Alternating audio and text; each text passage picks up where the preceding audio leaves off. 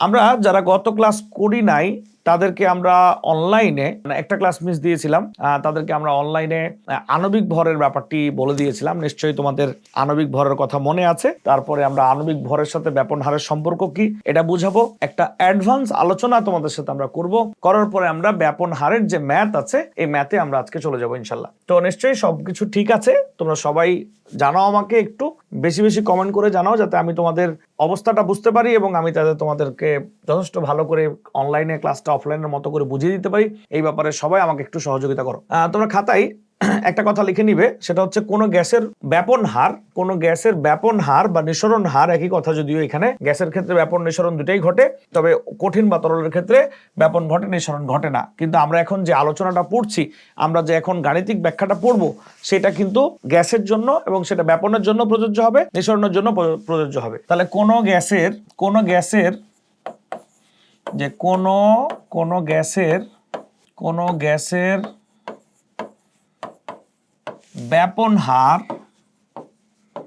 ব্যাপন হার এর ভর ও ঘনত্বের ওপর নির্ভরশীল।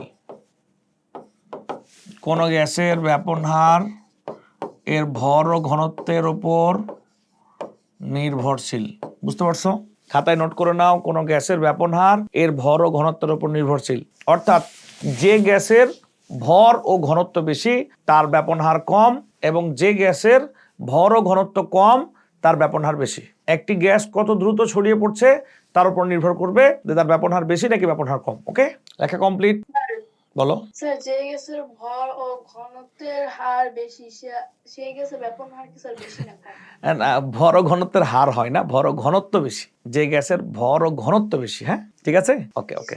যেটা নিয়ে আমরা গতদিন আলোচনা করেছিলাম এবং তোমাদের ছোট্ট কিছু হোমওয়ার্কও ছিল লেকচার বুকের 22 পেজে, তোমাদের নিশ্চয়ই মনে আছে। সবাই এখন কমেন্ট করবে, আমি জানতে চাইবো তোমাদের কাছে, সবাই এখন কমেন্ট করবে দ্রুত। আমি তোমাদের কাছে জানতে চাই, দ্রুত বলবে মিথেন এবং অ্যামোনিয়া এই দুইটা গ্যাসকে যদি আমরা একসাথে ব্যাপিত হতে দেই তাহলে কোনটা আগে ছড়াবে? মিথেন এবং অ্যামোনিয়া এই দুইটা গ্যাসকে যদি আমরা ব্যাপিত হতে দেই তাহলে কোনটা আগে ছড়াবে? দ্রুত কমেন্ট করবে। এর আণবিক ভর বের করবো আমরা, কার্বনের নিশ্চয়ই আমরা জানি 12 যোগ অক্সিজেন 1 গুণ 4, দ্যাট মিনস এটা 16, এর আণবিক ভর 16। অপরপক্ষে অ্যামোনিয়াতে নাইট্রোজেনের পারমাণবিক ভর হচ্ছে 14 যোগ অক্সিজেন হাইড্রোজেন 1 গুণ 3, দ্যাট মিনস এটা 17। তাহলে বলতো এই দুইটা গ্যাসের মধ্যে যদিও তাদের ভর খুবই কাছাকাছি, তাই ব্যাপন হারের পার্থক্যটা খুবই কম, বাট থাকবে তো। তাহলে বলো এই দুইটা গ্যাসের মধ্যে কার ব্যাপন হার বেশি, কার ব্যাপন হার কম? দ্রুত কমেন্ট করো, দ্রুত। অলরেডি কমেন্ট করছো মিথেনের বেশি কারণ তার ভর কম। হ্যাঁ, মিথেনের ব্যাপন হার বেশি কারণ তার ভর কম। হ্যাঁ, যারা এখনো একটু ভুল উত্তর দিচ্ছ, গুড, ভালো বুঝতে পারছি আমরা। এই দেখো, মিথেন এর ভর 16, অ্যামোনিয়ার ভর 17। তাহলে যার ভর কম তার ব্যাপন হার বেশি, যার ভর বেশি তার ব্যাপন হার কম। ওকে, বুঝতে পেরেছো নিশ্চয়। এইবার দেখা যাক কে পারো, ভালো ভালো উত্তর দিচ্ছ তোমরা। হ্যাঁ, এইবার আমি প্রশ্ন করছি, উত্তর দাও। আমাদের খুব পরিচিত গ্যাস হাইড্রোজেন গ্যাস, যার ভর কত? 1 গুণ 2 ইকুয়াল 2। তাহলে এই দুইটার মধ্যে যদি কম্পেয়ার করি মিথেন এবং হাইড্রোজেন, তাহলে কার ব্যাপন হার বেশি? দ্রুত কমেন্ট করে দেখি, সবাই কমেন্ট করবে। ইয়েস, হাইড্রোজেন, অনেক ধন্যবাদ, কারণ তার ব্যাপন হার বেশি হবে কারণ তার ভর কম। অনেক ধন্যবাদ, অনেক ধন্যবাদ। এইবার তোমাদের কাছে আমার কোশ্চেন, সবাই বুঝে শুনে উত্তর দাও। Sulphur dioxide and sulphur trioxide, এই দুইটা গ্যাসের মধ্যে কার ব্যাপন হার বেশি? ওকে, অনেকেই সালফার ডাইঅক্সাইড বলতেছো, চমৎকার চমৎকার। যারা বুঝতে পারছো না খুব ভালো করে দেখে নাও। সালফারের ভর 32, অক্সিজেন 16 গুণ 2, তাহলে এটা হচ্ছে 64। আবার এখানে দেখো 32 যোগ 16 গুণ 3, দ্যাট মিনস এটা হচ্ছে 80।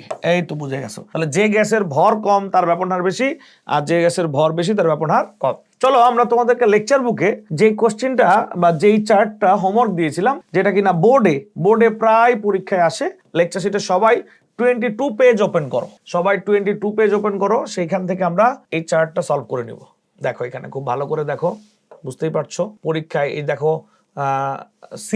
সিবি মানে কুমিল্লা বোর্ড, জেবি মানে যশোর বোর্ড, এই এখানে লেখা আছে। সিবি মানে কুমিল্লা বোর্ড, জেবি মানে যশোর বোর্ড, আবার সিবি মানে Comilla board, Dhaka board, DI দিয়ে দিনাজপুর বোর্ড। ওকে, এগুলো তোমাদের কিন্তু পরিচয় যে কোথায় কোন কত সালে এই কোশ্চেনগুলো আসছে। ঠিক আছে, তোমাদের কাছে আরো আপডেট লেকচার বুক আছে, এটা যদিও এখানে আগেরটাই দেওয়া আছে।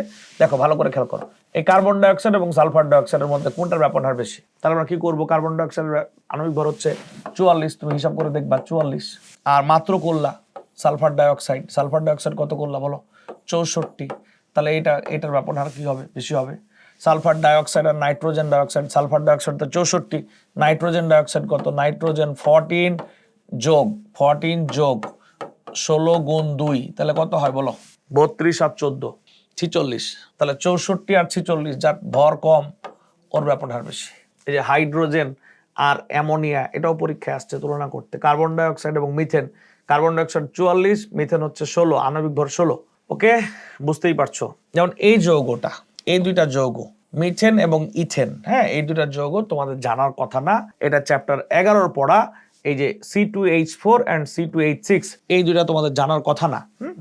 আমি লিখে দিচ্ছি, এটা বুঝতে অসুবিধা হলে অসুবিধা নাই, এটা ক্লাস 10-এ গিয়ে পড়বা। হ্যাঁ, এই যে C2H4, এই যৌগগুলা তুমি এখন বুঝতে পারবা না। হ্যাঁ, তারপরও তুমি যদি মুখস্থ করতে চাও করতে পারো, তবে আমি মুখস্থ করার খুব বেশি পক্ষে না। এখন বাই চান্স যদি স্কুলের টিচাররা দিয়ে দেয়, এগুলো হচ্ছে চ্যাপ্টার 11 পড়া। আমরা যখন চ্যাপ্টার 11 পড়বো ক্লাস 10-এ জৈব রসায়ন, তখন এটা বুঝতে পারবো। হ্যাঁ, এটা হচ্ছে ক্লাস 10-এ গিয়ে পড়বো, তাহলে নাম বুঝতে পারবো। এখন বুঝবো না, আপাতত মনে রাখতে পারি, সেটা হচ্ছে জৈব রসায়নের পড়া। হ্যাঁ, ক্লাস 10-এ চ্যাপ্টার 11। ওকে, আচ্ছা, এই দুইটা যৌগ, প্রথমটার নাম ইথিন, পরেরটার নাম ইথেন। এখন তোমরা সবাই এই দুইটা যৌগের আণবিক ভর বের করে আমাকে বলো তো কার ব্যাপন হার বেশি হবে। প্রথমে বলো কার আণবিক ভর কত হবে, ইথেনের আণবিক ভর কত আর ইথিনের আণবিক ভর কত, এটাকে বলো আমাকে সবাই। হ্যাঁ, ইথিনের বানান আই দিয়ে বলছো, এটা ই দিয়ে হবে, ই। এই যে EATHENE, আর ইথেন হচ্ছে EATHANE, ইথেন। ওকে, এর আণবিক ভর, ইথেনের আণবিক ভর 30 আর ইথেনের 28।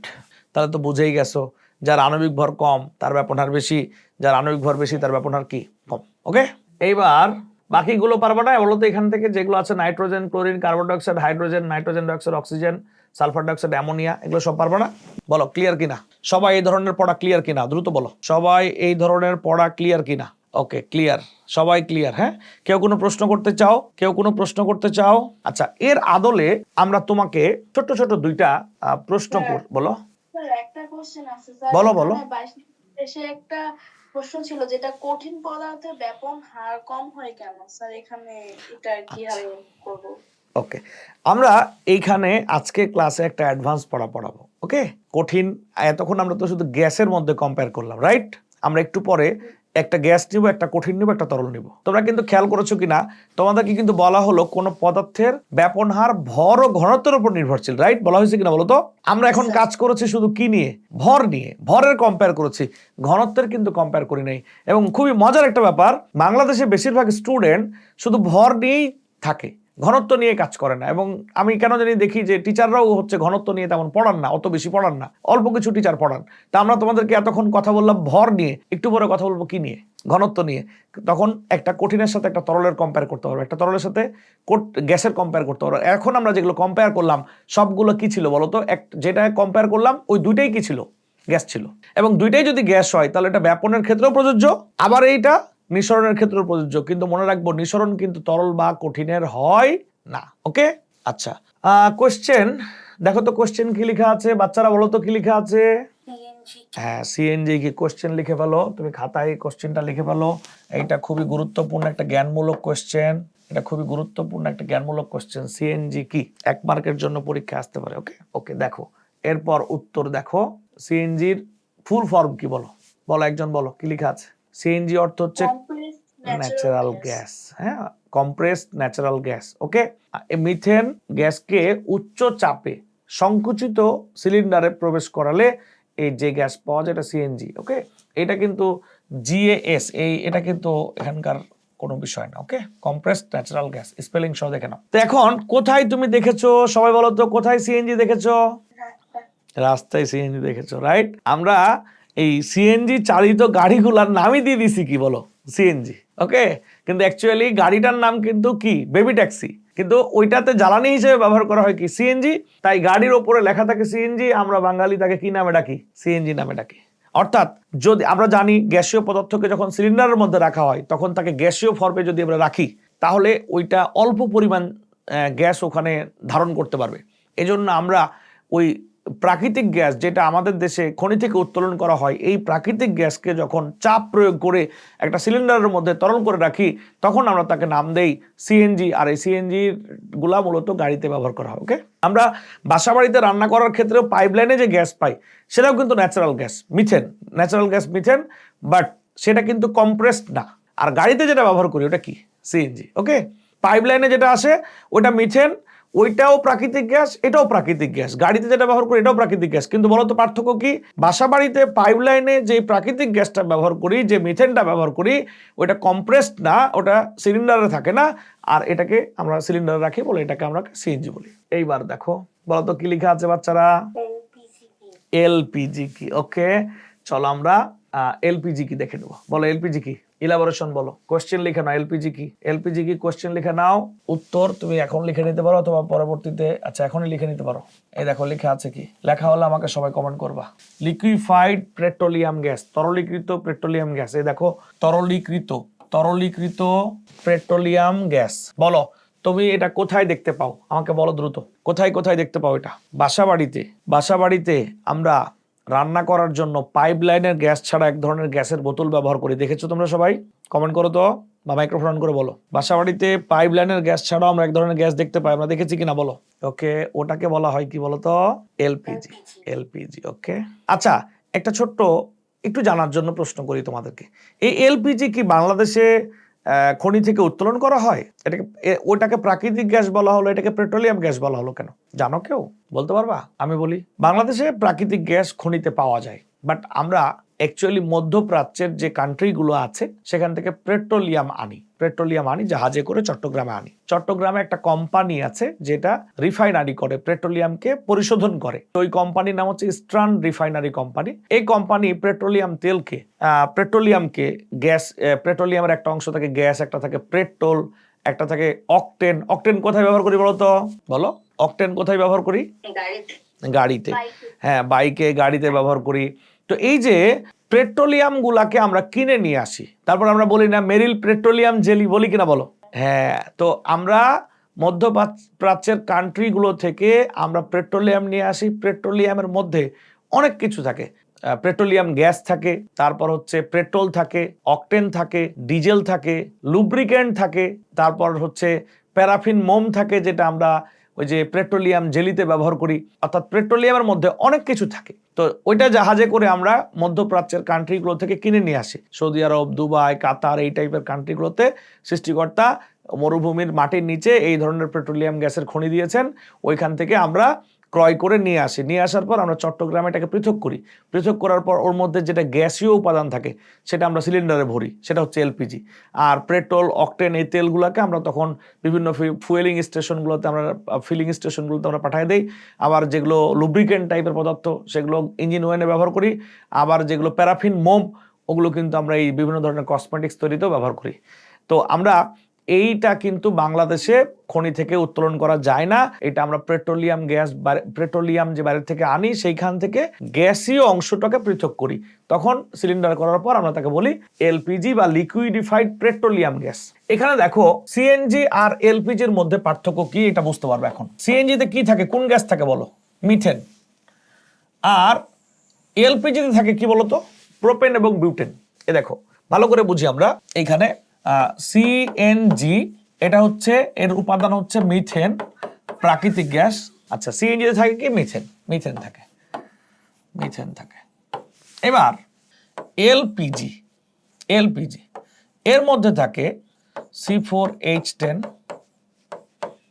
আর থাকে প্রোপেন C3H8, এটার নাম বিউটেন আর এইটার নাম প্রোপেন। এই যে মিথেন, ইথেন, প্রোপেন, বিউটেন, আবার কি বললাম, মিথেন, ইথেন, প্রোপেন, বিউটেন, এই পড়াগুলো সত্যি কথা বলো তো এই নামগুলো শোনার পর তোমার কাছে কেমন লাগতেছে? খুব বোরিং লাগতেছে নাকি নামের মধ্যে কমন কিছু খুঁজে পাও? স্যার এন খুঁজে পাই। এন খুঁজে পাই।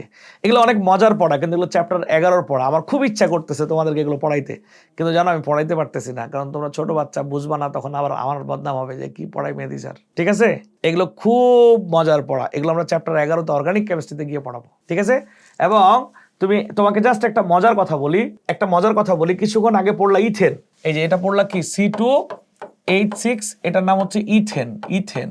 ঠিক আছে, খেয়াল করছো? ইথেন। এই দেখো মজার পড়াগুলো কখন পড়বো আমরা? ক্লাস 10-এ গিয়ে পড়বো। অর্গানিক কেমিস্ট্রি, সবাই বলে অর্গানিক কেমিস্ট্রি অনেকটা কি কঠিন, তুমি দেখবে অনেক মজা পাবা। একটা বিষয় খেয়াল করো কিনা দেখো তো, এখানে যত যৌগ দেখতে পাচ্ছ, ethane, methane, ethane, propane, butane, এই সবগুলা যৌগ এই সূত্র মেনে চলে। খেয়াল করছো কিভাবে সূত্র মেনে চলে? তুমি যখন এখানে এন এর মান 1 বসাবা, বাচ্চারা বলতো এন এর মান 1 বসাবা, তাহলে হাইড্রোজেন কয়টা হবে? হাইড্রোজেন এই যে 2 × 1 + 2, তাই না বলতো? তাহলে এখন দেখতে পাচ্ছ এটা কি বলতো? CH4, right? এই দেখো এটা হচ্ছে মিথেন।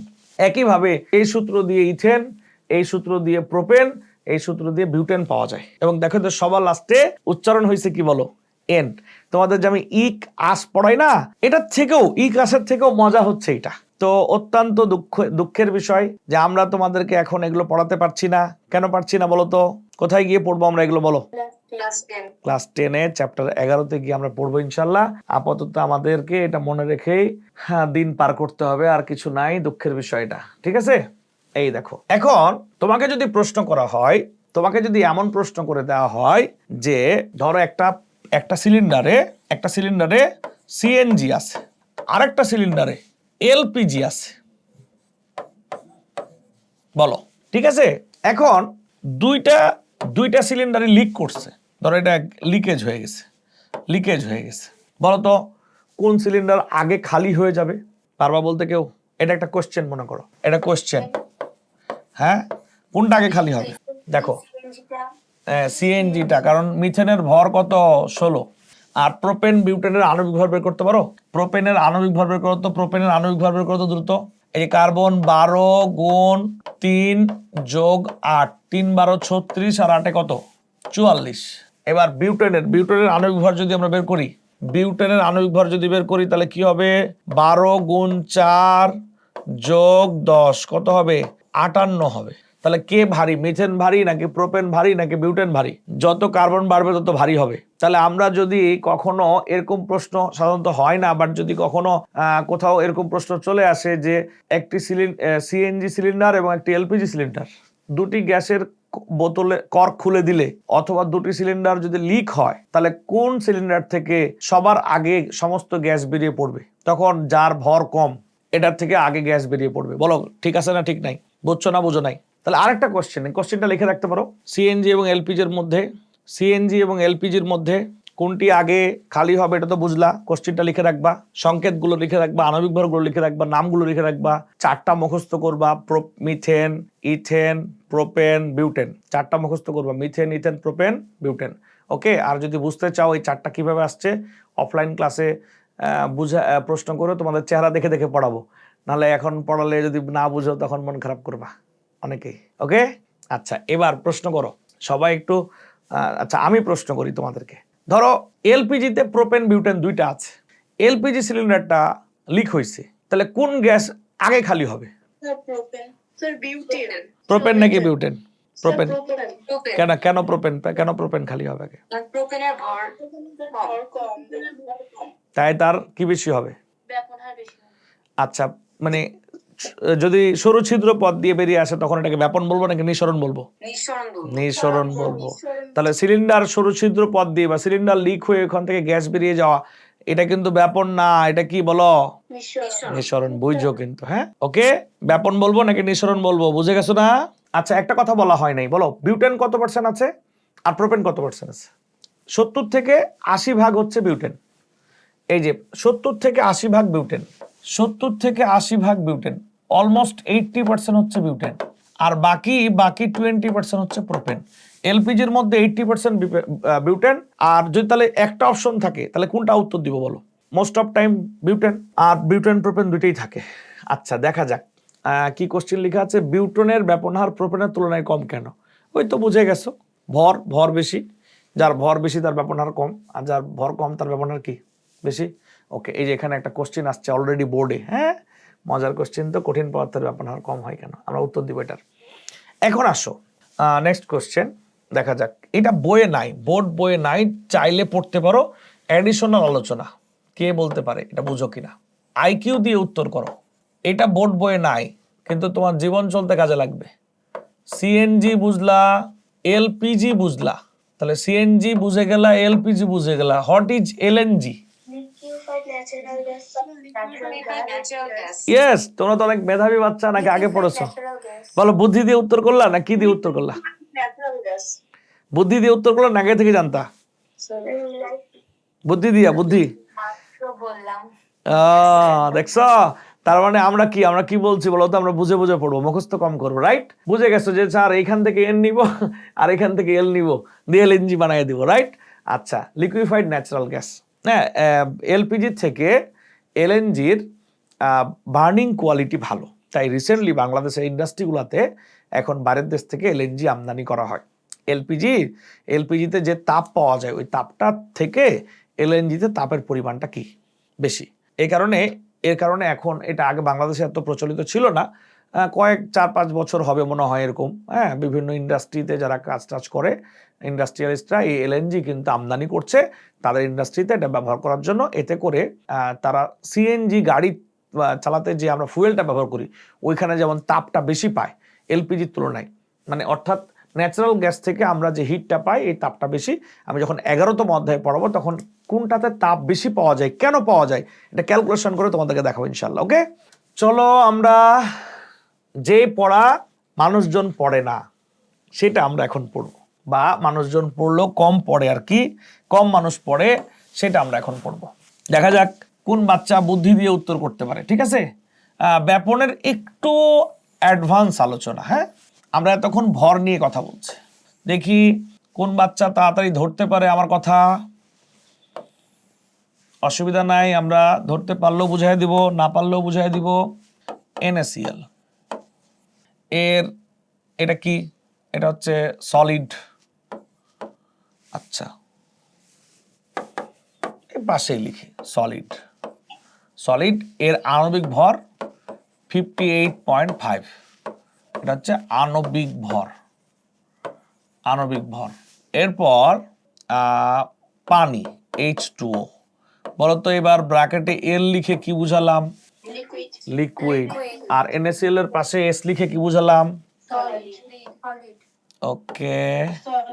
ওকে, এর আণবিক ভর 18। এবার বোঝা যাবে, মুখস্থ নয়, বুঝে পড়ো। দেখো এখন আমার কোশ্চেন, সবাই দ্রুত কমেন্ট করবে, এই তিনটার মধ্যে কার ব্যাপন হার বেশি? কমেন্ট করো, কোনটির ব্যাপন হার বেশি? কমেন্ট, হ্যাঁ কমেন্ট। কেন পানি কেন বলো? ইয়েস, বাচ্চারা কথা শোনো, এজন্যই তোমরা তো মেহেদী স্যারের ক্লাস করবা, তোমাদের উত্তর ঠিক হয় নাই। স্যার গ্যাসে বেশি ব্যাপন হয় না। তুমি বলো, তুমি বাস্তবে বলো, কার্বন ডাই অক্সাইড গ্যাস তুমি কোথায় দেখতে পাও? সফট ড্রিঙ্কস এর মুখ খুললে দেখতে পাও না? সফট ড্রিঙ্কস এর বোতলের মুখ খুললে। তুমি কল্পনা করো, নিজে চিন্তা করো, বুঝে পড়ো, কার্বন ডাই অক্সাইড গ্যাস যদি সফট ড্রিঙ্কস এর বোতলের কর্ক খুলে দাও, আরেকটা পাত্রে যদি পানি রাখো খোলা জায়গায়, বলো তো কোনটা ছড়িয়ে পড়বে? ওই অর্থে পানি তেমন ছড়াবেই না কার্বন ডাই অক্সাইডের তুলনায়, কার্বন ডাই অক্সাইড মুহূর্তের মধ্যে ছড়িয়ে পড়বে। বলো কথা ঠিক না? তাহলে তুমি এখন বলো, স্যার আপনি যে এতক্ষণ পড়ালেন ভর কম হলে ব্যাপন হার কি হবে? বেশি হবে। আর ভর বেশি হলে ব্যাপন হার কি হবে? কম হবে। আপনি তো এতক্ষণ ঠিকই পড়ালেন, এখন কেন কথা উল্টাচ্ছেন? বলো, এই যে অ্যাডভান্স আলোচনাটা, এটা কিন্তু কিছু মানুষ বুঝবে মাত্র, সবাই কিন্তু বুঝতে পারবে না, আমরা তোমাদেরকে বুঝাই দিব এখন। বলো কেন এরকম হয়, কেন কথা কাজের মিল হচ্ছে না? আগে কেন বললাম ভর কম যার তার ব্যাপন হার বেশি, এখন কেন কথা ঘুরাচ্ছি বলো? স্যার পদার্থের অবস্থার ভিন্নতার কারণে। তখন এর আগে আমরা যতগুলা পদার্থ কম্পেয়ার করেছি সবগুলা পদার্থ ছিল গ্যাসীয়। ইয়েস, দেখো বাচ্চারা, আমি তোমাদেরকে আজকে ক্লাসের শুরুতেই লিখেছি, খুব ভালো করে যদি খেয়াল করো, খুব ভালো করে খেয়াল করো, দুইটা কথা শিখিয়েছি, যে কোনো পদার্থের ব্যাপন হার ভর ও ঘনত্বের উপর নির্ভরশীল। তোমরা এতক্ষণ যা পড়েছো তখন ব্যাপন হারটা নির্ভর করছিল ভরের ওপর, এখন যে পড়া পড়তেছো এটা পড়তেছো ঘনত্বের ওপর। বাট পরীক্ষায় প্রশ্ন আসে ভর দিয়ে বেশি, দেখি পাবলিক ভর নিয়ে পড়ে থাকে, ঘনত্ব নিয়ে আর ভাবে না। কিন্তু বাস্তবতা তুমি এবার একটু নিজে চিন্তা করে দেখো, নিজের চিন্তা শক্তিকে কাজে লাগাও। পানি আর কার্বন ডাইঅক্সাইড কোনটা আগে ছড়াবে বলো তো? তুমি নিজে চিন্তা করো তো, বাদ দাও বিজ্ঞানীদের কথা বাদ দাও, তোমার চিন্তা কি? নিশ্চয়ই কার্বন ডাইঅক্সাইড, নিশ্চয়ই কার্বন ডাইঅক্সাইড। এখন তাহলে তার ব্যাখ্যাটা কি? তার ব্যাখ্যা কি আমাদের বই দেয় নাই? বই দিছে, কিন্তু বই ক্লিয়ার করে বলে নাই। আর পরীক্ষায় ভর দিয়ে বেশি প্রশ্ন আসে দেখে ঘনত্ব দিয়ে পোলাপাইন, অল্প পোলাপাইন পড়ে, যারা একটু বুঝে পড়ে তারা কিন্তু পড়ে। খেয়াল করো, এখানে আর ভর কাজ করবে না, ভরের কনসেপ্ট এখানে আর কাজ করবে না। এখানকার ব্যাখ্যা হবে, এতক্ষণ তুমি যে ব্যাখ্যা দিয়েছো সেটা ঠিক ছিল। অনেকেই না বোঝার কারণে বারবার বলবে কেমিস্ট্রি মানে কথা কাজের মিল নাই। না, কথা কাজের মিল আছে। তুমি এতক্ষণ আলোচনা করছো ভর নিয়ে, এখন আলোচনা করবা কি নিয়ে? ঘনত্ব নিয়ে। এখন তোমাকে বুঝতে হবে যে কখন আমি ভর এর ভিত্তিতে কম্পেয়ার করব আর কখন আমি ঘনত্বের ভিত্তিতে কম্পেয়ার করব। আমি পুরো বিষয়টা তোমাকে খুব চমৎকারভাবে ক্লিয়ার করে দেবো ইনশাল্লাহ। যখন কোনো পদার্থের ভৌত অবস্থা ভিন্ন হবে, বলো কি বললাম? বলো ভৌত অবস্থা মানে কি, আমাকে বুঝাও একটু। ভৌত অবস্থা মানে কি? ন্যাচারাল যে অবস্থাটা থাকে। অর্থাৎ কঠিন, তরল, গ্যাস, এটাকে ভৌত অবস্থা বলে। বাহ্যিক অবস্থা, স্ট্রাকচারাল স্টেট, ওকে, ভৌত অবস্থা। তো এখন এই যে ভৌত অবস্থা দেখছি আমরা, কঠিন বা তরল বা গ্যাস দেখছি আমরা, এই কঠিন তরল গ্যাস যদি আমি এমন দুইটা পদার্থের মধ্যে ব্যাপন হার কম্পেয়ার করি, তুলনা করি, যে দুইটা পদার্থই কঠিন বা দুইটা পদার্থই তরল বা দুইটা পদার্থই গ্যাস, অর্থাৎ একই ভৌত অবস্থায় থাকা দুইটা পদার্থের মধ্যে যদি আমি ব্যাপন হার তুলনা করি, তখন আমাকে ব্যবহার করতে হবে কি? ভর। ভর দিয়ে আমি কম্পেয়ার করতে পারবো। দুইটাই গ্যাস, তো দুইটা গ্যাসের মধ্যে তুলনা করবো কিসের ভিত্তিতে? দুইটাই তরল, তখন ভর। দুইটাই কঠিন, দুইটাই কঠিন, তখন কি? তখনও ভর। তাহলে কখন ভর না? যদি একটা কঠিন একটা তরল হয়, বা একটা তরল একটা গ্যাস হয়, বা একটা কঠিন একটা গ্যাস হয়। তাহলে খাতায় আমরা খুব সুন্দর করে নোট করে নিব। খাতায় আমরা লিখেছি এর আগে, কোন পদার্থের ব্যাপন হার নির্ভর করে তার ভর ও ঘনত্বের উপর। এখন আমি চমৎকার করে নোট করে নিব যে যদি দুটি পদার্থের ভৌত অবস্থা একই হয়, যদি দুটি পদার্থের ভৌত অবস্থা একই হয়, তবে তাদের ব্যাপন হার তুলনা করতে হবে ভরের ভিত্তিতে। আমি আবার বলছি, যদি দুটি পদার্থের ভৌত অবস্থা একই হয়, অর্থাৎ দুইটাই তরল, দুইটাই কঠিন, দুইটাই গ্যাস, তখন কি করতে হবে? তখন কম্পেয়ার করতে হবে ভরের ভিত্তিতে। আর যদি একটি কঠিন, একটি তরল, একটি গ্যাস হয়, তখন তাদের কম্পেয়ার কখনো ভরের ভিত্তিতে করা যাবে না বাচ্চারা। তখন করতে হবে কিসের ভিত্তিতে বলো তো? ঘনত্বের ভিত্তিতে। বলো কেমন আলোচনা লাগলো তোমার কাছে এই পড়াটা? বাস্তবতা এবং কনসেপ্ট এবং বইয়ের কথা, তিনটা জিনিস মিলে গেছে কিনা বলো? এবার দেখো, ভালো করে খেয়াল করো। তাহলে এখন তোমাদের সিদ্ধান্ত কি? সিদ্ধান্ত কি বলো? সবচেয়ে ব্যাপন হার বেশি কার? তারপর কে? পানি। পানি। তারপর কে? তারপর কে? ওকে ওকে, তাহলে আমরা এখন বুঝবো, বা খাতায় নিশ্চয়ই লিখে ফেলেছি। সবার লেখা হলে আমাকে ডান বলবা, কমেন্টে বলবা লিখে ফেলবা, বা লেখা হয়ে গেছে অলরেডি। দুটি পদার্থের ভৌত অবস্থা ভিন্ন হলে তাদের ব্যাপন হার মানে হিসাব করতে হবে ঘনত্বের ভিত্তিতে। আর ঘনত্বের ক্রম, ডি ফর ডেনসিটি, ডেনসিটি মানে ঘনত্ব।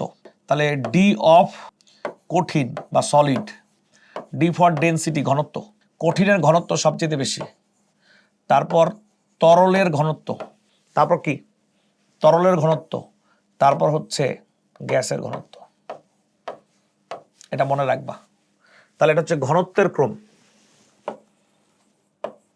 ঘনত্বের ক্রম সবচেয়ে, ঘনত্বের ক্রম যদি চিন্তা করি, তাহলে কঠিনের ঘনত্ব বেশি, তারপর তরল, তারপর কি?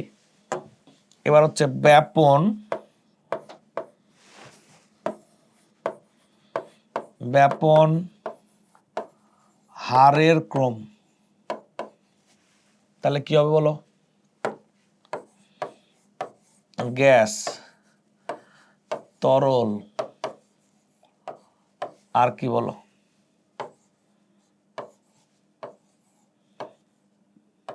তাহলে সবচাইতে ব্যাপন হার বেশি হবে গ্যাসের, তারপর তরল, তারপর কঠিন। ডান ডান ডান, থ্যাংক ইউ। আমি দেখছি কারা কারা কমেন্ট করছো কিন্তু, হ্যাঁ অনেক অনেক থ্যাংক ইউ কমেন্ট করার জন্য। বলো কনসেপ্ট ক্লিয়ার কিনা, আমরা পরবর্তী টপিকে যাব কিনা। দেখো এক বাচ্চা কোশ্চেন করেছে, এই কোশ্চেনটা অলরেডি আমি লিখে রেখেছি। কোশ্চেন করার আগেই আমার প্ল্যান ছিল এটা আমি পড়াবো। কঠিন পদার্থের ব্যাপন হার কম হয় কেন, ব্যাখ্যা করো। চলো আমরা এটা নিয়ে একটু আলোচনা করি।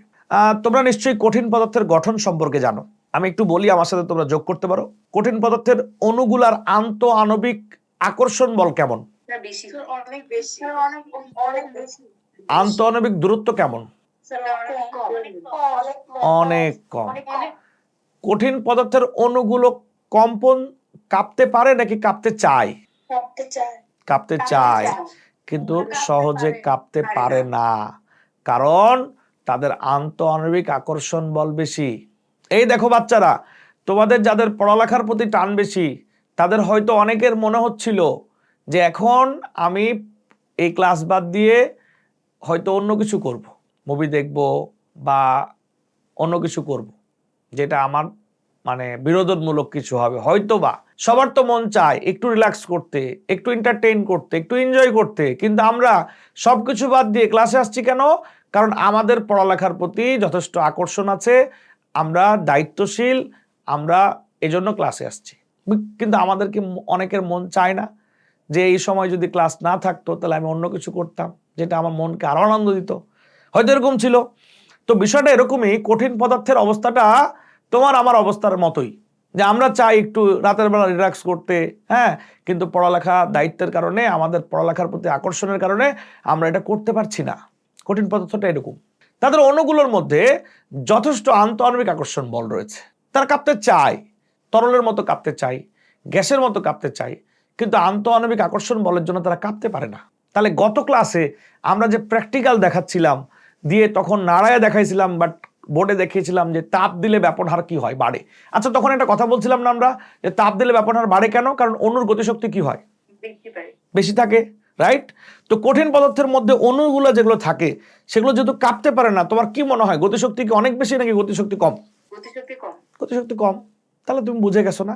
তাহলে কঠিন পদার্থের মধ্যে আমি আবার ব্রিফ করি, কঠিন পদার্থের মধ্যে অণুগুলোর আন্তঃআণবিক আকর্ষণ বল বেশি, আন্তঃআণবিক দূরত্ব কম, বা আন্তঃআণবিক দূরত্ব কম বলে আকর্ষণ বেশি, বা আকর্ষণ বেশি বলে দূরত্ব কম, যাই বলো না কেন, দুইটার কথা এরকম। ওকে, এবার আমরা যখন কোনো গ্যাসীয় পদার্থ বা তরল পদার্থ দেখি, তাহলে গ্যাসীয় পদার্থের অণুগুলোর ছোটাছুটি অনেক বেশি, গতিশক্তি অনেক বেশি, আর কঠিন পদার্থের বা তার থেকে তরল পদার্থের গতিশক্তি কম, তার থেকে কঠিন পদার্থের গতিশক্তি অণুগুলোর আরো কম। তাই কঠিন পদার্থের ব্যাপনটা তরল বা গ্যাসের মতো কিন্তু হয় না। সবচেয়ে বেশি ব্যাপন হার কার? গ্যাসের। গ্যাসের। আচ্ছা বলো, এই প্রশ্নের উত্তর কি তোমার কাছে ক্লিয়ার নাকি ক্লিয়ার না? Clear, clear. ওকে বাচ্চারা, এমন কিছু দেখছো কখনো বোর্ড বইয়ে? তোমরা না গতদিন একটা ম্যাথ দেখে খুব আনইজি লাগতেছিল, তাই না? বলো তো, ওই যে R1/R2 = √m2/m1, বলো তো কার কার দেখে খুব ভয়ঙ্কর লাগছিল? তোমার এখন একটু একটু ভয় কি কাটছে? তোমার ভয় দেখে তো আমি পড়াতে ভয় পাচ্ছি। বলো পড়াবো না পড়াবো না? পড়াবো। তুমি পরে কিন্তু রাগ করো না, ঠিক আছে? আচ্ছা চলো আমরা আসলে দুনিয়াতে ওই যে একটা কি জানি কথা আছে না, যে যদি তুমি ভয় পাও তবে তুমি শেষ, আর যদি তুমি রুখে দাঁড়াও তবে তুমি বাংলাদেশ, তাই না? এই ছোটখাটো পড়া দেখে ভয় পাওয়ার কিছু নাই, ভরসা রাখুন এবং ইনশাআল্লাহ ভালো কিছু হবে। প্রথম প্রথম ক্লাস করছো তো এজন্য একটু আনইজি লাগতে পারে দুই একজনের, তাও আবার অনলাইন ক্লাস, ভাগ্যের নির্মম পরিহাস, কি করার আর। তবে কেন জানি মনে হচ্ছে যে তোমরা আমার আজকের ক্লাস অনলাইন হলেও বুঝতে পারছো, আমার এটা মনে হচ্ছে। আল্লাহ জানে যে আসলে তোমাদের মনে কি হচ্ছে, তোমাদের মনে ভিন্ন কিছু হইলে আমাকে জানাবা। আচ্ছা বলো এখন এই সম্পর্কটা দেখে তুমি নিজে নিজে বলার চেষ্টা করো তো, এই গাণিতিক সম্পর্কটাকে কিভাবে বলতে পারি আমরা? আর দিয়ে কি বোঝায় বলো? আর আসছে কি থেকে জানো? হ্যাঁ, আর আসছে কি থেকে জানো? আমি তোমাকে একদম ভেঙে ভেঙে বোঝাচ্ছি। হ্যাঁ, এই আর ফর রেট, রেট মানে কি বলো? হার। এই তো বুঝে গেছে, এই তো বুঝে গেছে, এই তো বুঝে গেছে। তাহলে কি রেট বলো এটা? এটা কি যে কোনো রেট নাকি ব্যাপন রেট? Diffusion rate. হ্যাঁ, ডিফিউশন রেট, রাইট। তাহলে যে ব্যাপন হার, কোন বাচ্চা বলতে পারবে what is M? Molar sir ভর। মোলার ভর। ইয়েস, মোলার ভর আর আণবিক ভরের মধ্যে একটা ছোটখাটো দ্বন্দ্ব আছে কিন্তু, বলো। একটাতে গ্রাম, স্যার আণবিক ভরে গ্রাম, একটাতে গ্রাম। আণবিক ভরে গ্রাম নাই আর মোলার ভরে গ্রাম থাকে হয় না। এই তো এই বাচ্চারা ধরে ফেলতে পারছে কথা আমার। যে বাচ্চারা গতদিন ধরতে পারো নাই, চলো আমরা তোমাদেরকে এই কথাটা বুঝায় দেই। এটা বিস্তারিত কোন অধ্যায়ে বলবো বলছিলাম, বলো? ষষ্ঠ অধ্যায়। আসলে এই অঙ্কটা আমি কখনো এর আগে করাতাম না, এটা আমি ইন্টারমিডিয়েট বাচ্চাদেরকে করাই। এটা আসলে ইন্টারমিডিয়েটের পড়া, কিন্তু দুঃখের বিষয় তোমাদের বোর্ড বইয়ের সূত্রটা দিয়ে দিছে এখন, জানো। এই জন্য আমরা এটা করতে বাধ্য হচ্ছি। ওকে, মনোযোগ দাও এবার। ছিলাম কই? ব্যাপন হার নিয়ে, আণবিক ভর নিয়ে।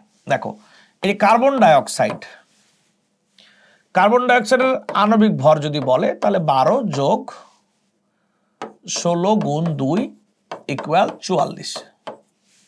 খবরদার এখানে 44 গ্রাম লেখা যাবে না। যদি তুমি আণবিক ভর বলো তাহলে আণবিক ভর ইকুয়াল 44, কিন্তু মোলার ভর কিছুই না, 44-এর জায়গায় খালি পাশে গ্রাম লিখে দিবা। বাচ্চারা, আণবিক ভরের কোনো একক হয় না। কেন হয় না এটা আমি 3 নাম্বার চ্যাপ্টারে গিয়ে বোঝাবো। 3 নাম্বার আণবিক ভরের একক হয় না কারণ আণবিক ভর, হ্যাঁ কি নেই, পারমাণবিক ভরের একক নেই বলে। ইয়েস, বুঝতে পেরেছো? গত ক্লাসে আমি একটু যখন এই পড়াটাতে কেবল ঢুকলাম, আমি না অনেক ভয় পেয়ে গেছি। আল্লাহ, কিছু বাচ্চা দেখি চেহারা কালো করে দিছে। তা আমি ভাবলাম আল্লাহ কোন বিপদে পড়লাম, ইন্টারের পড়া 9, 10-এর বই দিয়ে দিছে আর আমি পড়াতে গিয়ে বিপদে পড়ে গেলাম। বাচ্চারা মনে বুঝতে পারছে না, কিন্তু আজকে আমার ভাল লাগতেছে যে তোমরা কিন্তু বুঝতে পারছো, আমার কথা মনে রাখতে পারছো। আমাকে সব বাচ্চা বলবা এই আণবিক ভর আর মোলার ভরের মধ্যে যেটুক দ্বন্দ্ব ছিল, এই দ্বন্দ্বটুকু তুমি ক্লিয়ার কিনা। তুমি যদি ক্লিয়ার হও তবে আমি সামনে আগাবো, আদারওয়াইজ হব না। দ্রুত জানাও। ইয়েস স্যার, ওকে। আচ্ছা, কেউ কোনো প্রশ্ন করতে চাও না মনে হয় নাকি? যদি চাও প্রশ্ন করো। তবে আমি কথা দিলাম তোমাদেরকে, ষষ্ঠ অধ্যায় যখন পড়াবো তখন তুমি যখন মোলার ভর বোঝাবো তখন তুমি এইটা দেখার পর হাসবা যে আচ্ছা, এই জিনিস দেখে আমরা ভয় পাইছিলাম, কিন্তু এখন তো অনেক কথা বলা যাচ্ছে না, কারণ এখন আমরা অনেক কথা বললে বুঝবো না। কোনো কোশ্চেন নাই। গুড, আচ্ছা, থ্যাংক ইউ। দেখো, তাহলে এটাকে এখন তোমরা গাণিতিক ইকুয়েশনকে বাংলায় ব্রিফ করা শুরু করো। তোমাকে যদি কখনো টিচার কোশ্চেন করে, ওরালি কোশ্চেন করে, অথবা তোমাকে লিখিত কোশ্চেন করে যে এটা বলতে কি বুঝো, বা ব্যাপন হারের সূত্রটি লিখো, তখন তুমি কি বলবা? কোন গ্যাসের ব্যাপন হার, আবার এটা কিন্তু গ্যাসের জন্য প্রযোজ্য, আবার ভালো করে বলতে পারো, নির্দিষ্ট তাপমাত্রা ও চাপে কোন গ্যাসের ব্যাপন হার এর মোলার ভরের কি ভর? মোলার ভরের বর্গমূলের ব্যস্তানুপাতিক। আবার নির্দিষ্ট তাপমাত্রা ও চাপে কোন গ্যাসের ব্যাপন হার মোলার ভরের বর্গমূলের ব্যস্তানুপাতিক। বলো, এই কথা কি ক্লিয়ার কিনা? এই কথা ক্লিয়ার কিনা বলো? স্যার আরেকবার বলা যাবে? হ্যাঁ, দেখো, এটা কথার কথা। নির্দিষ্ট তাপমাত্রা ও চাপে, নির্দিষ্ট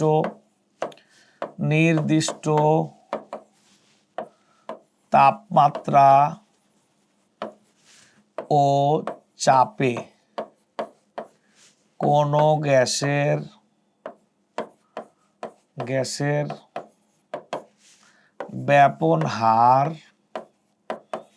ব্যাপন হার এর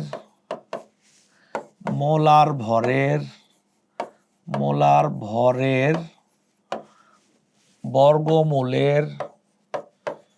বর্গমূলের বলো কি? ব্যস্তানুপাতিক। এই তো ঘটনা। নির্দিষ্ট তাপমাত্রা ও চাপে কোন গ্যাসের ব্যাপন হার এর মোলার ভরের বর্গমূলের ব্যস্তানুপাতিক। বাচ্চারা, মুখস্থ করা যাবে না, মুখস্থ করলে কিন্তু ভুলে যাবা। মুখস্থ করা যাবে না, ঠিক আছে? আর এরপর যে চিহ্নটা দিয়েছো এটা কি? সমানুপাতিক চিহ্ন। জি স্যার। ওকে, আচ্ছা স্যার, বলো। স্যার এই সূত্রটা কি শুধুমাত্র গ্যাসের জন্যই প্রযোজ্য? গ্যাসের জন্য প্রযোজ্য, হ্যাঁ, এবং এটা ব্যাপন এবং নিঃসরণ দুইটার জন্যই প্রযোজ্য, এই জন্য গ্যাসের জন্য প্রযোজ্য। Okay sir. এটা ব্যাপনের জন্য প্রযোজ্য, আবার কি নিঃসরণের জন্য প্রযোজ্য। মিশ্রণের জন্য। বলো বাচ্চারা, আমি পরের স্লাইডে যাব কিনা, এই স্লাইড বুঝছো কিনা? Yes sir. Okay, thank you. চলে যাই, আজকে একটু কম ভয় লাগছে আমাকে, গতদিন তো ভয় পেয়ে গেছিলাম। আচ্ছা, এই স্লাইড দেখে কিছু বুঝো। এখানে দুইটা গ্যাসকে কম্পেয়ার করা হয়েছে, দুইটা গ্যাসের তুলনা করা হয়েছে, দুইটা গ্যাসের তুলনা করা হয়েছে। ওকে, ধরো যদি আমি তোমাকে একটু ভেঙে চুরে দেখাই, এই যে কিছুক্ষণ আগে যে লিখলা আর সমানুপাতিক 1/√1/m, এটা লিখলা। আচ্ছা, যদি দুইটা ভিন্ন গ্যাস হয় তাহলে R1 ইকুয়াল K ইন্টু, আচ্ছা বা এভাবে লিখি, এই যে 1/m, তাহলে R1 equal K into 1/m না? Yes sir. স্যার এখানে কি কেটা ধ্রুবক হিসেবে আনা? কেটা ধ্রুবক হিসেবে আনা হয়েছে, এক্স্যাক্টলি। সমানুপাতিক চিহ্ন উঠালে একটা ধ্রুবক নিতে হয়, একে বলা হয় সমানুপাতিক ধ্রুবক। এটা ফিজিক্সের পড়া আর কি। এখন ভাগ্যের নির্মম পরিহাস, আমাকে পড়াতে হচ্ছে। এই তো, বুঝছো? Yes sir. এবার দ্বিতীয় গ্যাসের জন্য যদি হয় তাহলে এটা কি হবে বাচ্চারা বলো তো? R2 ইকুয়াল K ইন্টু, আচ্ছা এটা হচ্ছে M1, তাহলে এটা 1/√M2 না? দেখছো, তোমরা কিন্তু বুঝে গেছো। তোমরা R1 একবার একটু বুঝালে ভালো হতো। এই মানে R1 যেটা আমরা ধরলাম যে এইটা আমি এখন একটা গ্যাসের জন্য অ্যাপ্লাই করব না। কয়টা গ্যাসের জন্য অ্যাপ্লাই করব বলো? তুমি বলো কয়টা গ্যাসের জন্য অ্যাপ্লাই করব? আমরা এতক্ষণ বললাম না যে কার্বন ডাইঅক্সাইডের থেকে সালফার ডাইঅক্সাইড বেশি হবে, এরকম বললাম না? তাহলে আমরা সবসময় কম্পেয়ার করছি কয়টা গ্যাসের মধ্যে? স্যার দুইটা। তো যে দুইটা গ্যাসের মধ্যে কম্পেয়ার করছি তার একটা যদি হয় R1 আর একটা যদি হয় R2, তাহলে ওদের আণবিক ভর হচ্ছে একটা M1 একটা M2 নাকি? কে রাস্তায় থেকে ক্লাস করছে বলো? মনে হচ্ছে কেউ টুরে যাচ্ছে। আচ্ছা, তাহলে R1 equal K 1/√1/M1, R2 equal K √1/M2। বলো কথা কি ঠিক আছে না ঠিক নাই? Yes sir. তাহলে আমরা কি এখন 1 নাম্বার সমীকরণকে 2 নাম্বার দিয়ে ভাগ করতে পারি কিনা? Yes sir. পারি। Yes, sir. ওকে, তাহলে এখন R1/R2 ইকুয়াল √M2/M1। বলো, এই ভাগ করলে কি আমাদের অপরাধ হবে? No sir. আমরা কি বুঝেছি? Yes sir. হ্যাঁ, একজন বলছো আর একজন বোঝানো যাবে, অবশ্যই বোঝানো যাবে। মানে আমরা বলছি যে আমরা তো জানি বা কিছুক্ষণ আগেই পড়লাম যে কোনো গ্যাসের ব্যাপন হার, এই দেখো কোনো গ্যাসের ব্যাপন হার নির্দিষ্ট তাপমাত্রা ও চাপে কোনো গ্যাসের ব্যাপন হার এর মোলার ভরের বর্গমূলের ব্যস্তানুপাতিক। এখন যদি দুইটা ভিন্ন গ্যাসকে আমরা কম্পেয়ার করতে চাই, যে কোনো দুইটা গ্যাস, আমাদের যে দুইটা গ্যাস পছন্দ হবে সেই দুইটা গ্যাসকে যদি আমরা কম্পেয়ার করতে চাই, তাহলে একটাকে আমি ধরলাম তার ব্যাপন হার R1 এবং তার মোলার ভর হচ্ছে M1। যে প্রথম গ্যাসটার ব্যাপন হার ধরলাম R1 আর তার মোলার ভর ধরলাম M1, আর দ্বিতীয় গ্যাসটার ব্যাপন হার ধরলাম R2 এবং মোলার ভর ধরলাম M2। তাহলে এখন কি দাঁড়াবে? R1 equal K into √1/M1 আর R2 ইকুয়াল K ইন্টু √ কি 1/M2। R1 এরটাকে আমি ধরলাম 1 নং সমীকরণ আর R2 ধরলাম আমরা কি 2 নং সমীকরণ। এখন আমাদের ইচ্ছা হলো আমরা 1 নং সমীকরণকে 2 নং দিয়ে ভাগ করব, তাই আমরা R1 ভাগ R2 করলাম। এবার ডান পক্ষকে ভাগ করতে গিয়ে আমরা পেলাম √M2/M1। নাকি ডান পক্ষটা ভাগ করে দেখাবো? কেটা কি এটা বললে ভালো হতো। কেটা কি এটা বলেওছি এবং লিখেও দিয়েছি। এই দেখো, কে হচ্ছে সমানুপাতিক ধ্রুবক। কে হচ্ছে, এই দেখো কে হচ্ছে সমানুপাতিক ধ্রুবক। বলো তো বাচ্চা, এবার ক্লিয়ার কিনা? দ্রুত বলো, দ্রুত বলো, দ্রুত বলো। Yes, sir. কোনো সংকোচ নেই, তুমি যদি না বুঝো আবার প্রশ্ন করো, কোনো অসুবিধা নেই। প্রথম প্রথম একটু অসুবিধা হতেই পারে। আচ্ছা বলো, কি বলো, এগিয়ে যেতে চাই কিনা আমরা? Yes, sir. ওকে, এই দেখো, এটা একটা উদ্দীপক, এটা বোর্ড বই আছে, তোমাদের একটা পরীক্ষা, ঠিক আছে? তোমাদের একটা ভিডিও দেখাই, কি বলো? এই কাঁচনল কি বলে আগে দেখে নাও। এই কাঁচনলের মধ্যে আছে HCl অ্যাসিড, এখানে আমরা HCl দিয়ে রেখেছি। HCl এর মধ্যে ভেজানো তুলা, মানে HCl এর মধ্যে পানি দিয়ে তুলার মধ্যে HCl, পানিযুক্ত HCl তো একটা গ্যাস, একে যদি আমরা এখানে তুলা দিয়ে রাখি তাহলে আস্তে আস্তে পানি থেকে HCl গ্যাসটা ছড়াবে। যেমন কার্বন ডাইঅক্সাইড গ্যাসকে আমরা সফট ড্রিঙ্কসের মধ্যে পানির মধ্যে রাখি, যখন কর্ক খুলি তখন পানি থেকে গ্যাসটা কি করে, পানির মধ্যে থেকে যায় নাকি কিছু কিছু কার্বন ডাইঅক্সাইড পানি থেকে বের হওয়া শুরু করে? বের হওয়া শুরু করে। সফট ড্রিঙ্কস এর মধ্যে কি থাকে বলতো? পানির মধ্যে কার্বন ডাইঅক্সাইড ডুবানো থাকে, তখন ডিজলভ থাকে, মিশে থাকে, পানির মধ্যে কার্বন ডাইঅক্সাইড গ্যাস মিশে থাকে। যখন বোতল থেকে কর্ক খুলে দেই তখন ওইখান থেকে আস্তে আস্তে করে কার্বন ডাইঅক্সাইড গ্যাস বেরিয়ে পড়ে। ঠিক তেমনই আমরা HCl কে তখন রাখতে পারবো না, তাই একটা ভেজা পানি দিয়ে ভেজা তুলার মধ্যে HCl দিয়ে রাখি, যাতে আস্তে আস্তে HCl পানি থেকে বের হয়ে এদিকে ছড়ায়। ঠিক একইভাবে এখানে দেখতে পাচ্ছ অ্যামোনিয়াম হাইড্রোক্সাইড, আসলে এটা অ্যামোনিয়াম হাইড্রোক্সাইড দেখাচ্ছে, ঠিক আছে, কারণ কি, কারণ বুঝায় এখানে অ্যাকচুয়ালি আছে অ্যামোনিয়া গ্যাস। অ্যামোনিয়া গ্যাসকে ভেজা তুলার মধ্যে যখন রাখবো তখন অ্যামোনিয়া গ্যাস আর পানি বিক্রিয়া করে অ্যামোনিয়াম হাইড্রোক্সাইড তৈরি করে ফেলে, এজন্য লেখা আছে। বাট অ্যাকচুয়ালি এখানে যে ভেজা তুলা আছে, এই তুলার মধ্যে যে অ্যামোনিয়াম হাইড্রোক্সাইড আছে, ওর মধ্যে অ্যামোনিয়া গ্যাসটা আছে, ওই গ্যাসটা বেরিয়ে পড়ে।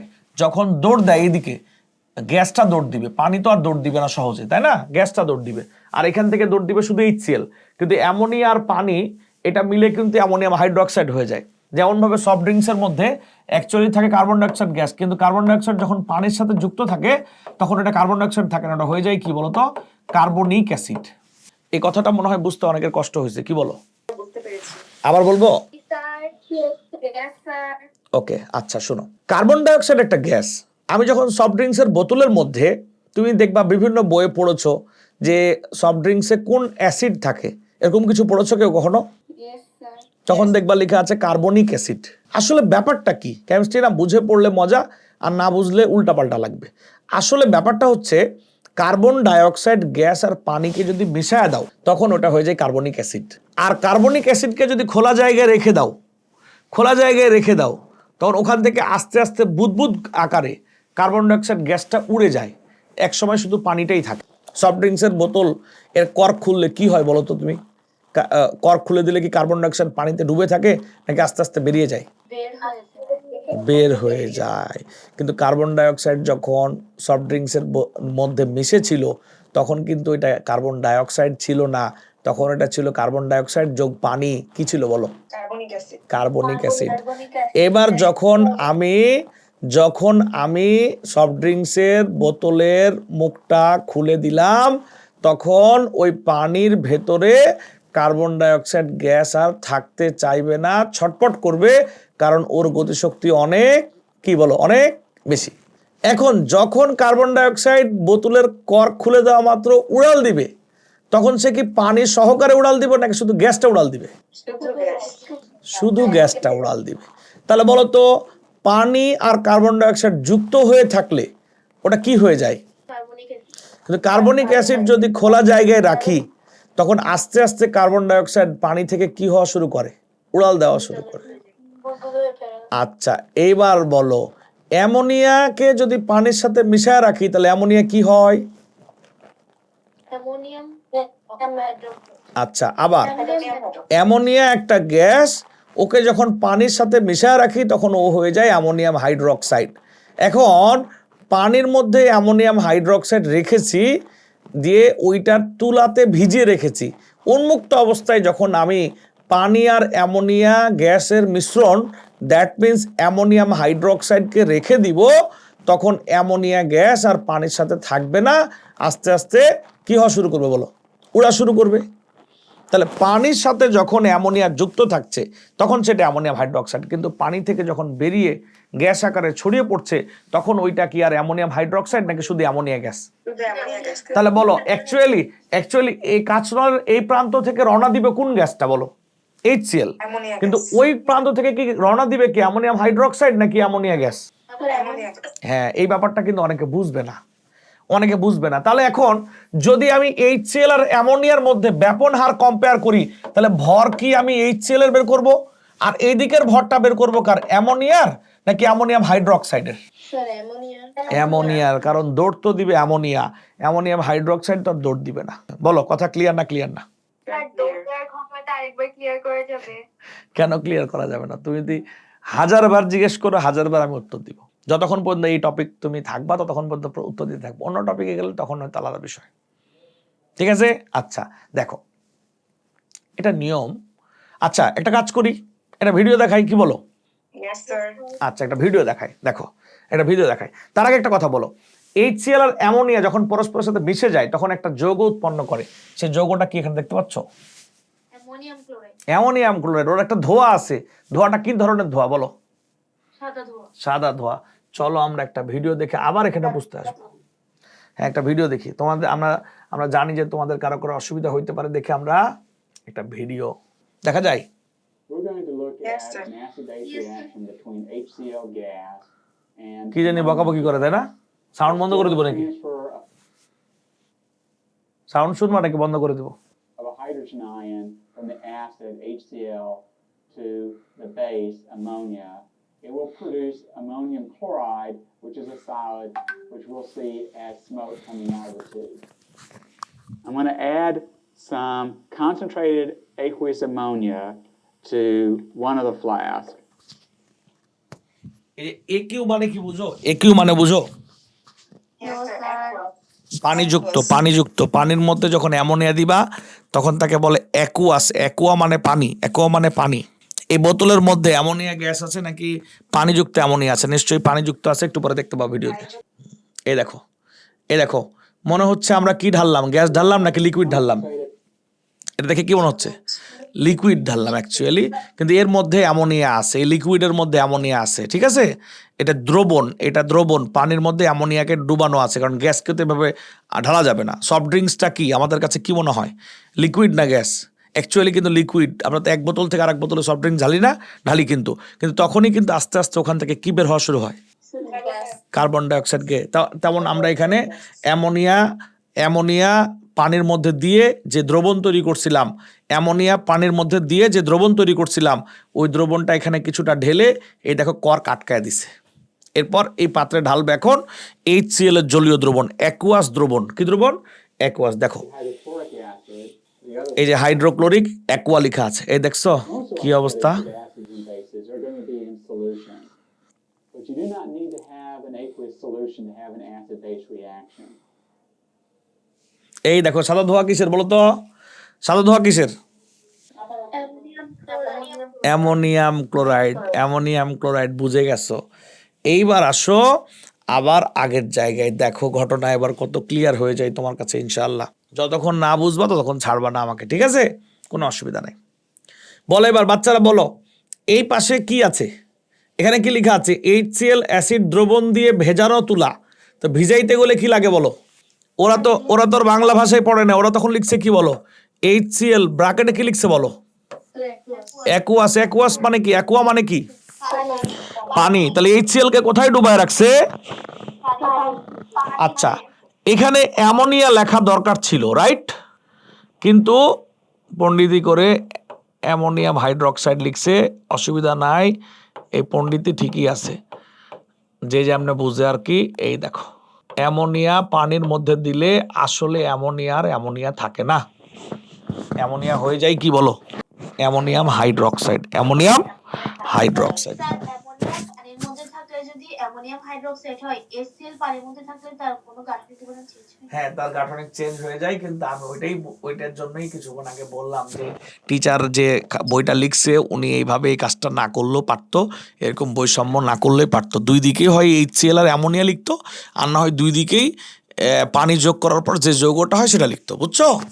কিন্তু কি আর করার, বোর্ড বই যেমনে আছে তোমাকে এমনি না লিখলে যদি তোমার স্কুলের টিচার ক্লাসের টিচার তোমাকে নাম্বার না দেয়, এই জন্য আমি তোমাকে বুঝাই দেওয়ার চেষ্টা করছি। ওকে, আচ্ছা শোনো এখন এইখানে দেখো HCl আর অ্যামোনিয়া গ্যাস যখন পরস্পরের সাথে বিক্রিয়া করবে তখন উৎপন্ন হবে অ্যামোনিয়াম ক্লোরাইড। কি উৎপন্ন হবে? এই অ্যামোনিয়াম ক্লোরাইড। অ্যামোনিয়াম ক্লোরাইডকে ভিন্ন একটা নামে ডাকা হয়, এ নাম দিয়ে তোমাকে কিন্তু পরীক্ষায় বিভ্রান্ত করতে পারে। অ্যামোনিয়াম ক্লোরাইড, অ্যামোনিয়াম ক্লোরাইড এর অপর নাম কি জানো? এই যে অ্যামোনিয়াম ক্লোরাইড, আমার যে হাতের লেখা, বা নিশাদল। কি নাম বললাম বলো তো? এই নিশাদল নাম না জানলে আবার এমসিকিউ দিয়ে দিলে তুমি পারবা না। অ্যামোনিয়াম ক্লোরাইডের অপর নাম কি?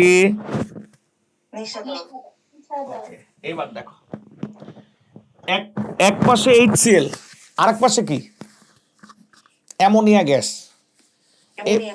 এবার এবার এই পাশ থেকে HCl রওনা দিছে, ওই পাশ থেকে দৌড় দিছে কে?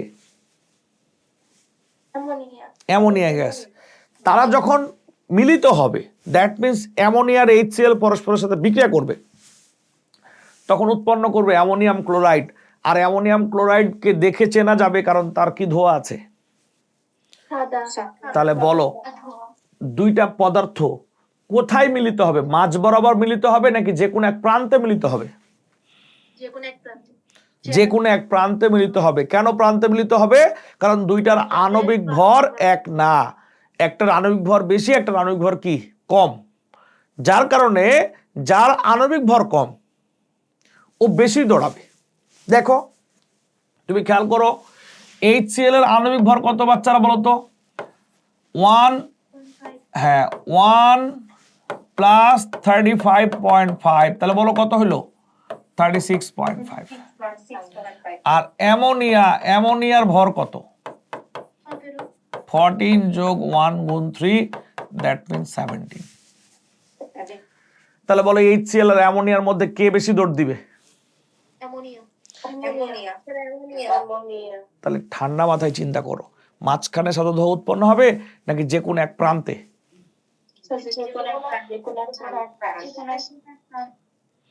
বুঝছো না বুঝো নাই? বুঝেছো? সবাই কমেন্ট করবে এইটুক বুঝেছো কিনা কমেন্ট করো। কোন প্রান্তে কোন প্রান্তে কোন প্রান্তে ধোঁয়া উৎপন্ন হবে? অ্যামোনিয়া প্রান্তে নাকি HCl প্রান্তে? HCl প্রান্তে। আমি অপেক্ষা করছি তোমাদের কোশ্চেনের। যদি একজন কোশ্চেন করে আমি উত্তর দিব, এরপর এখানে ম্যাথ আছে। হ্যাঁ হ্যাঁ অবশ্যই অবশ্যই। যে বলছো আবার বুঝাইলে ভালো হয়, তাদের কাছে আমার ছোট্ট কিছু প্রশ্ন আছে, তুমি একটু উত্তর দাও, দেখবা তুমি বুঝে গেছো। আচ্ছা বলো তো বাবা, কাস্টনলের এই প্রান্তে কোন গ্যাস আছে? HCl. ওই প্রান্তে কোন গ্যাস আছে?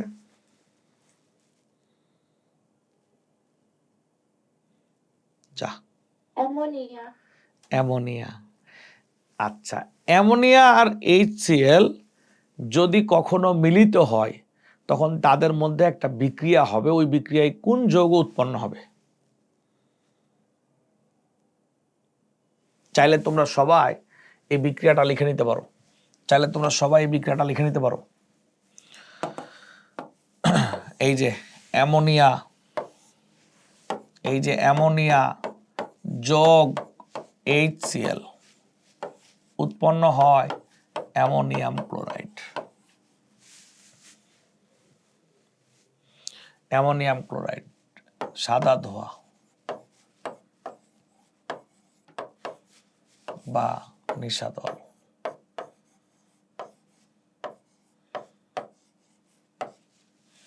বলো কথা কি ক্লিয়ার? ওকে, কথা নাকি ক্লিয়ার? তাহলে এখন আসো, এখন বলো এই HCl আর অ্যামোনিয়া এই দুইটার কি আণবিক ভর সেম? HCl এর আণবিক ভর কত? 1 প্লাস 35.5 ইকুয়াল 36। আর অ্যামোনিয়ার আণবিক ভর কত? 17। এই দুইটার মধ্যে কে বেশি ছড়াবে বলো, কার ব্যাপন হার বেশি হবে? অ্যামোনিয়া। তো এই পাশ থেকে HCl দৌড় দিল, ওই পাশ থেকে একই সময় অ্যামোনিয়া দৌড় দিল, তাহলে কে বেশি এগিয়ে আসবে? অ্যামোনিয়া। অ্যামোনিয়া। কারণ কি, অ্যামোনিয়া কেন বেশি এগিয়ে আসবে? ব্যাপন হার বেশি, কারণ তার আণবিক ভর কম। তাই যে প্রান্তে HCl আছে ও যেতে পারবে, যতটুকু যাবে অতটুকু সময়ে অ্যামোনিয়া আরো বেশি এগিয়ে আসবে, কারণ ও হালকা, তাই তার ব্যাপন হার কি বেশি।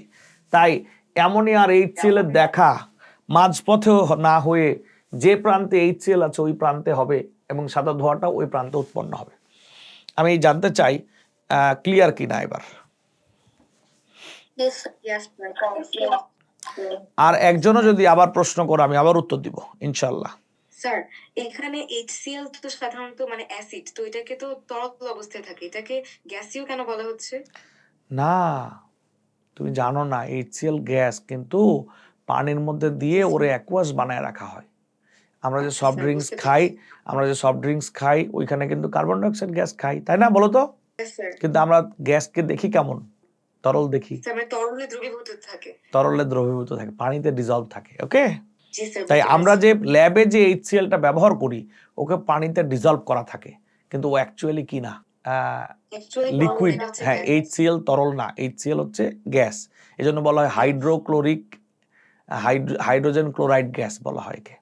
আর হাইড্রোজেন ক্লোরাইড গ্যাসকে যদি পানিতে ডিজলভ করা হয় তখন সেটা হয় হাইড্রোক্লোরিক অ্যাসিড। ইয়েস, ওকে। এই জন্য বলছি কেমিস্ট্রি মানে উল্টাপাল্টা না, কেমিস্ট্রি মানে কনসেপ্ট কি করতে হবে, ক্লিয়ার করতে হবে। নিশ্চয়ই তোমাদের এখন লেকচারটা যেটা দেওয়া হচ্ছে সেটা অবশ্যই পরীক্ষার জন্য অনেক বেশি প্রয়োজন, বইয়ের বাইরে কোনো কথা বলা হচ্ছে না, বাট প্রতিটা জিনিসের তুমি অনেক ডিটেইল ব্যাখ্যা পাচ্ছ, যেটা তোমার কনসেপ্ট ইনশাল্লাহ ফুললি ক্লিয়ার হবে। এবং তুমি যদি না বুঝো আমাকে অবশ্যই প্রশ্ন করবা, আমি তোমার জন্য আপ্রাণ চেষ্টা করবো ইনশাল্লাহ। বাট 2 নাম্বার চ্যাপ্টারকে অনেকে পাত্তাই দেয় না, এখানে অনেক বেসিক পড়া আছে, অনেক কনসেপচুয়াল পড়া আছে। আচ্ছা, এখন আমাদের উচিত এটার ম্যাথ করা, কিন্তু কেন যদি মনে হচ্ছে তোমাদেরকে আমরা আজকে ম্যাথ না করে নেক্সট দিন ম্যাথ করালে তোমাদের ভালো হবে।